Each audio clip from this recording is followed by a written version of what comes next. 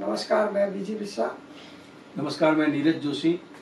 Modern media production YouTube channel के खबरों पर चर्चा कार्यक्रम के 11वें संस्करण के साथ हम आपके सामने प्रस्तुत हैं।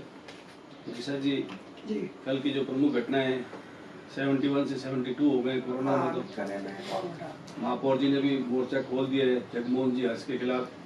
ये अधिकारी वर्सेस जनप्रतिनिधि का झगड़ा नगर निगम में चल रहा है। पार्षद भी गुटों में बते हुए हैं, तो कर्मचारियों ने अपने अधिकारियों का समर्थन किया है। साथ ही आपने बताया कि जो एक कार्यालय है, जो SBI बैंक का जो कार्यालय है, DGM कार्यालय वापस आ गया है। मेघवाल जी की कृपा रही है उसमें, या जो भी कुछ लोगों का रहा है। उसके अलावा कृषि मंडी का आपने भी ये जो शुल्क है, किसान शुल्क जो है, वो सरकार ने उसका वापस ले लिया है। अब इस काम में इतने दिन लगे सरकार को, ये अलग व्यवस्था है। तो इस तरह से तो अपन पहले जो है कुछ ये प्रमुख खबरें कल की, तो सबसे पहले राजस्थान पत्रिका की खबरों को कर लेते हैं। तो इसमें विशा जी देखिए, आज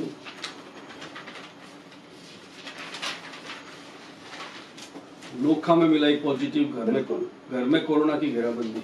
तो ये वहाँ की नोखा से, मुंबई से आया था, ये अपने दोस्तों के साथ आया था। अभी तक तो 1,020 लोगों को इसमें किया है। तो फिर इन्होंने निगम में गरमाई राजनीति, लामबंद हुए पार्षद। अब ये एक छोटा सा मुद्दा है, वैसे देखा जाए तो एक गौशाला का व्यवस्था का मुद्दा है। और कर्मचारी जो वहाँ पर है, उनको खाने की व्यवस्था नहीं, पता नहीं किसकी, एक गायों की भी खाने की बात कर रहे हैं, मतलब चारे पानी की बात करें, और कर्मचारियों के चारे पानी की बात करें। और ये एक नियंत्रण करने का जो है वो, और इसमें जो अब इसमें नीरज जी, जो जिसको गौशाला संभलाई हुई है जी, NGO को जी, उसके लोग भी बीच में कूद पड़े हैं लड़ाई में। और उन्होंने भी महापौर के खिलाफ मामला दर्ज किया, शिकायत की है। वो उन्होंने जो है उसके ऊपर कब्जा करने की नीयत से जो है वो कल वहाँ तोड़ की। अब बताओ, गायों के नाम पर भी कुछ कुछ मिलता होगा, तभी इतना जो हिसाब चल रहा है अधिकारियों कर्मचारियों या अधिकारियों जनप्रतिनिधियों के बीच में जो मामला चल रहा है। उसके अलावा तेल में उबाल, अब ब्रजमोहन जी आचार्य की खबर है, भुजिया महंगा हो गया। ये भुजिया महंगा होना ही है, अब तो काफी चीजें महंगी होगी, इस तरह की खबर आती है। लगी मिर्ची, हाँ, तेल में उबाल के साथ भुजिया में लगी मिर्च। ये खबर ब्रजमोहन जी की खबर है, जिसमें भुजियों की जो है वो भाव बढ़ेंगे, उसको लेकर के है। फिर कलेक्टर ने दौरा किया है वहाँ पर खोला क्षेत्र में टिड्डी के हमले के चक्कर में, तो उसको खबर बनाया विशेष। और वहाँ पर जो एक विकास अधिकारी उनको मिला नहीं, ग्राम विकास अधिकारी, जिसको पहले ग्राम सेवक कहा करते थे, वो मिला, तो उसको भी सस्पेंड करने की बात भी कही है। ड्यूटी पर जो रहना चाहिए, जबकि कोविड काल चल रहा है, अभी संक्रमण काल चल रहा है। तो इस तरह से महापौर ने बदतमीजी का आरोप लगा दिया। अब ये एक महिला की तरफ से जो आरोप लग सकता है वो लगाया है इन्होंने। और विक्रम जो इनके पति हैं, उन्होंने मीडिया से कल बातचीत की है, महापौर ने खुद ने बातचीत की है, और शायद ज्ञापन देने का हवाला भी दिया है उन्होंने, और शायद ज्ञापन देने के तब भी विक्रम सिंह उनके साथ ही थे वो।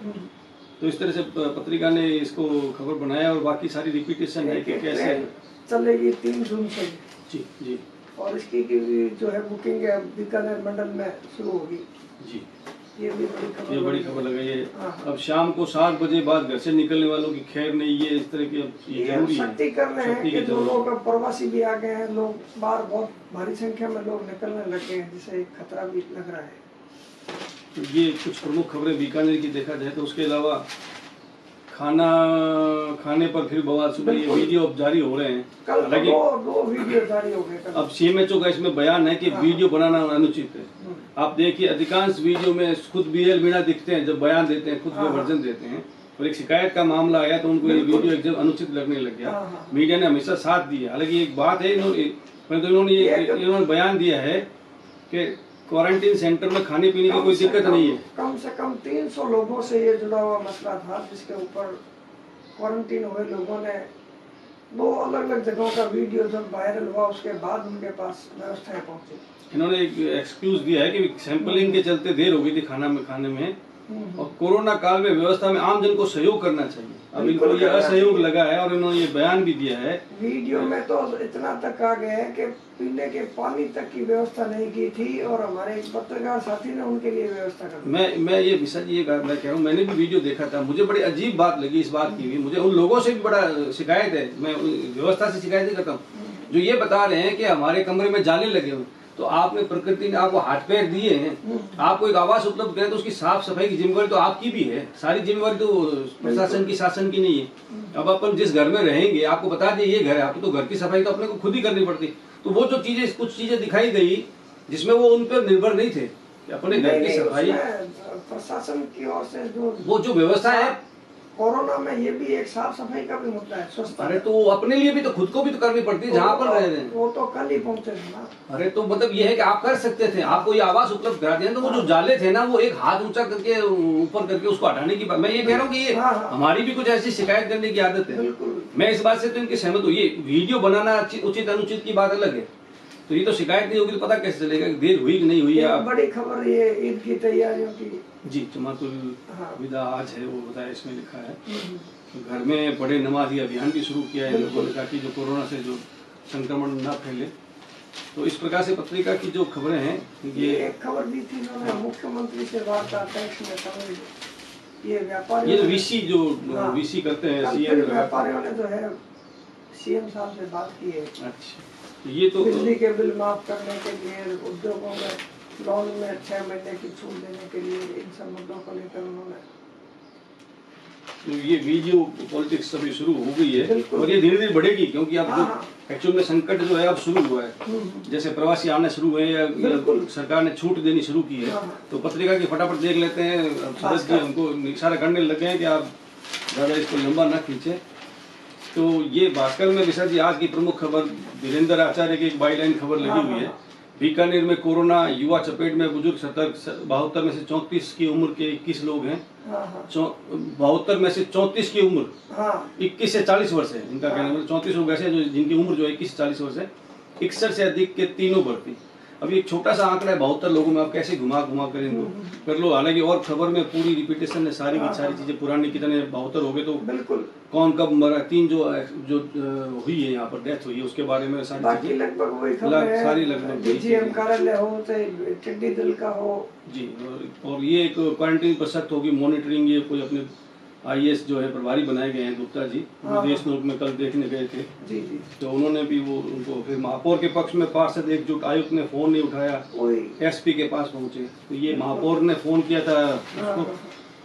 मुंबई से नोखा आया 18 वर्षीय युवक पॉजिटिव, ये खबर है, उसमें भी आपने देखी होगी। बीकानेर से कर्फ्यू भी लगा दिया। हाँ, कर्फ्यू तो ये इसका एक है ही। फिर पाकिस्तान से ये जो टिड्डी दल बीकमपुर पहुंची, टिड्डियां खेतों में बड़ी फसलों को चट, ये खबर बीकानेर से लगी है भास्कर में। कल एसबीआई का डीजीएम वैज्ञानिकों ने भी दौरा किया है टिड्डी दल। कुलपति ने तो ये दावा भी किया है कि उनके कुछ प्रयास ऐसे थे पहले से ही, जिसके कारण जो उनके जो सेंटर हैं और उसमें जो कृषि विश्वविद्यालय परिसर के जो खेत वगैरह हैं उसमें कोई फर्क नहीं ज्यादा हुआ नहीं उसका, क्योंकि उन्होंने पहले से कुछ तैयारियां कर रखी थी। तो उसके बाद हवा के कारण लूज 3 दिन विकट होंगे। बीकानेर में रहेगा एसबीआई का डीजीएम कार्यालय।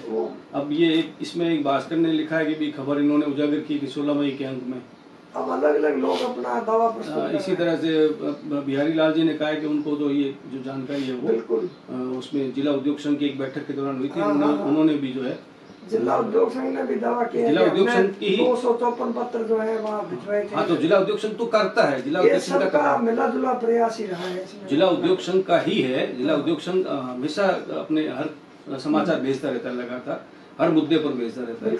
तो इसी तरह से अर्जुन राम जी को सूचना मिली थी, उन्होंने वीडियो के माध्यम से बता दिया। तो ये एसबीआई का बीकानेर में रहेगा, एसबीआई का डीजीएम कार्यालय। ये भी खबर भास्कर ने जो इन्होंने खुद उठाई थी पहले व्यापक स्तर पर।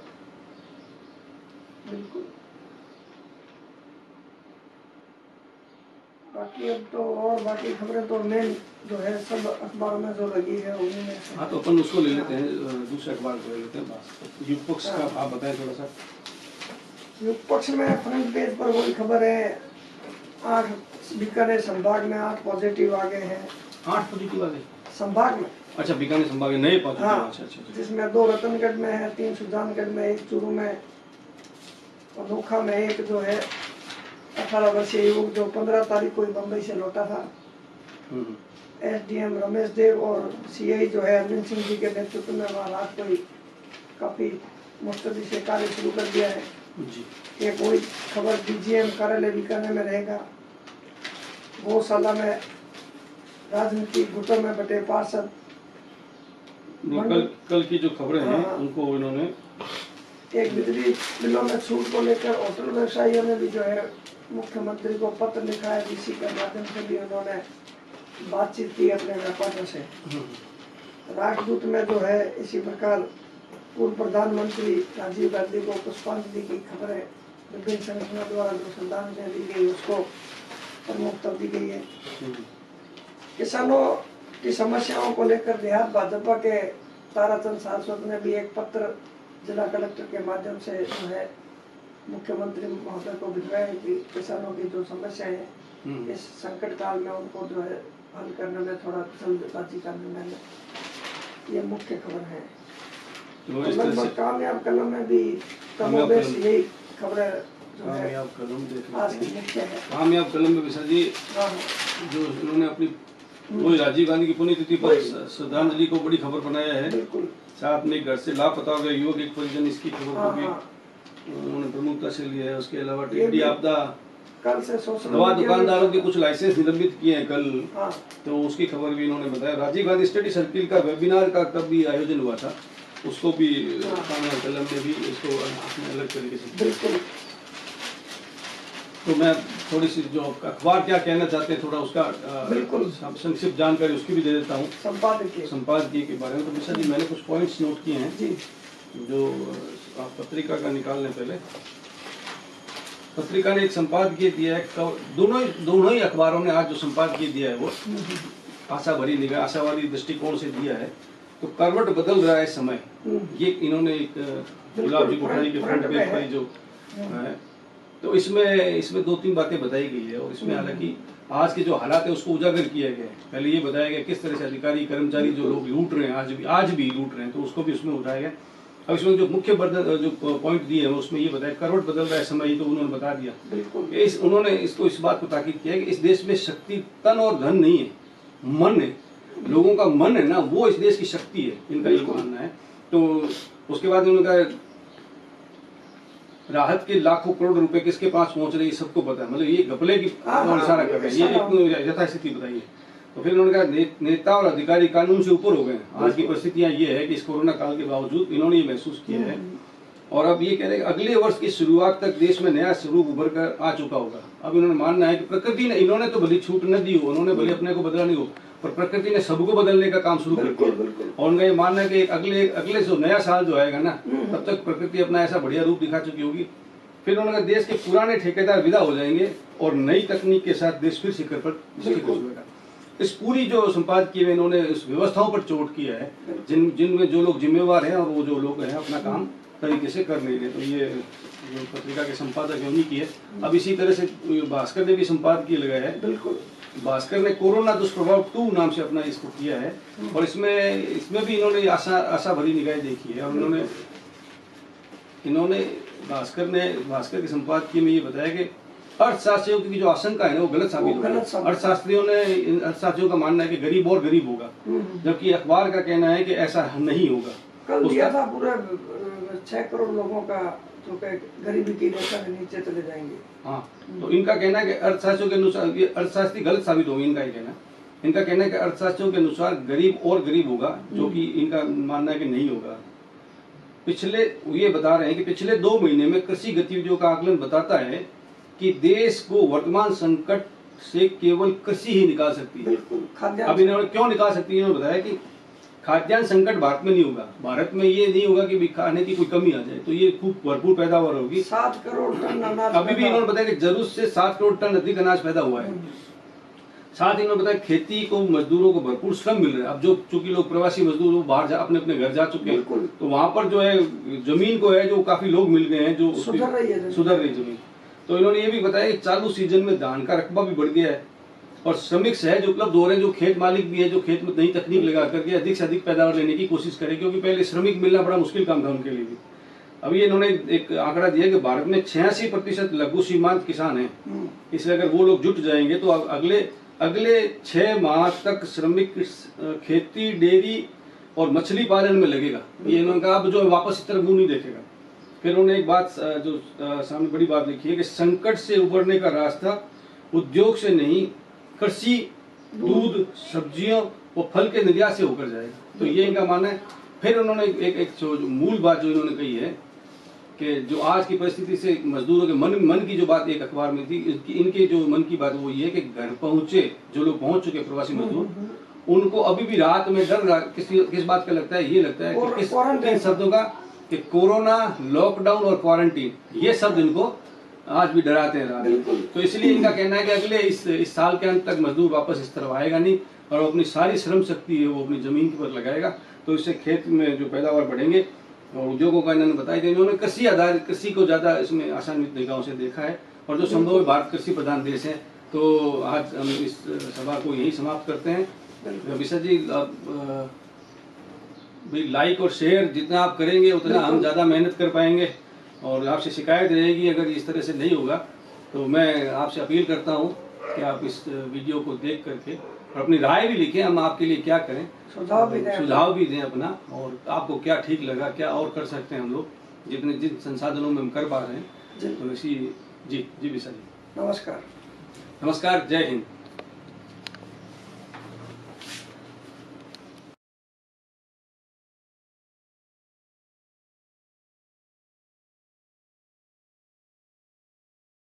नमस्कार दोस्तों, बीकानेर की और भी इसी तरह से बातचीत हम करते रहेंगे। धन्यवाद।